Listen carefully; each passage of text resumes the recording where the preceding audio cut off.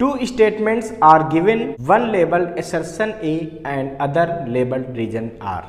Select the correct answer to these questions from the codes A, B, C and D as given below. Assertion: as the temperature of a conducting wire increases, the drift velocity of the electron also increases. Region: with an increase in temperature, the average time of the collision increases.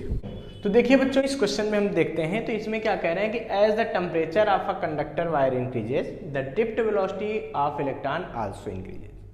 तो पहले हम अपने इस जो है assertion को check करेंगे। क्या कह रहे हैं कि जब टेम्परेचर को बढ़ाते हैं तो ड्रिफ्ट वेलोसिटी भी बढ़ जाती है। बच्चों, ड्रिफ्ट वेलोसिटी क्या होती है? जब किसी मेटल वायर को किसी पोटेंशियल डिफरेंस से जोड़ देते हैं, उस पर एक पोटेंशियल डिफरेंस अप्लाई कर देते हैं, भले बैटरी जोड़ के वो किया हो, तो मेटल वायर के अंदर इलेक्ट्रॉन लो वोल्टेज से हाई वोल्टेज की ओर चलने लगते हैं विद स्मॉल स्पीड। ठीक है, वो ड्रिफ्टिंग करते हैं, मतलब बहुत धीरे धीरे चलते हैं। ठीक है, वो अपना मोशन करते करते रैंडम और धीरे धीरे शिफ्ट होते जाते हैं हाई पोटेंशियल की तरफ। इस स्मॉल स्पीड को बोलते हैं ड्रिफ्ट वेलोसिटी, इस स्मॉल वेलोसिटी को बोलते हैं ड्रिफ्ट वेलोसिटी। ठीक है, और बच्चों ड्रिफ्ट वेलोसिटी का फार्मूला क्या होता है? ये होता है Vd is equal to e upon m into tau. क्या होता है? E upon m into tau. Small e क्या है? Charge of electron, capital e electric field applied जो भी की गई है, एम है मास ऑफ इलेक्ट्रॉन और टाउ है रिलैक्सेशन टाइम।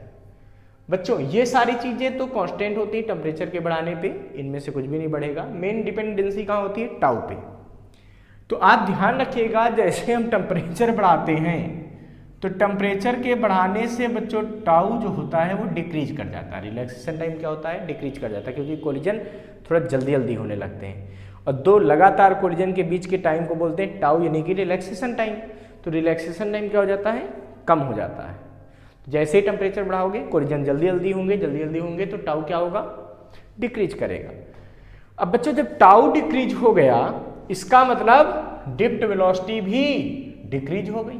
बिल्कुल, इसका मतलब टेम्परेचर के बढ़ाने से ड्रिफ्ट वेलोसिटी डिक्रीज होती, जबकि यहां दिया था इंक्रीज होती। मतलब असर्शन क्या है? रॉन्ग है। ये हमारा असर्शन जो है वो फॉल्स है। ठीक है, अब बच्चों जब असर्शन फॉल्स है तो देखो डी वाला ऑप्शन सही हो गया, क्योंकि डी वाला ही ऑप्शन दिया है जहां पे असर्शन को फॉल्स कहा जा रहा है। बाकी किसी भी ऑप्शन में असर्शन को फॉल्स नहीं कहा गया है। डी ऑप्शन करेक्ट हो जाएगा, तो रीजन भी फॉल्स हो जाएगा। अब देखो रीजन कैसे फॉल्स होगा, उन्होंने क्या दिया? With an increase in temperature the average time in collision increases.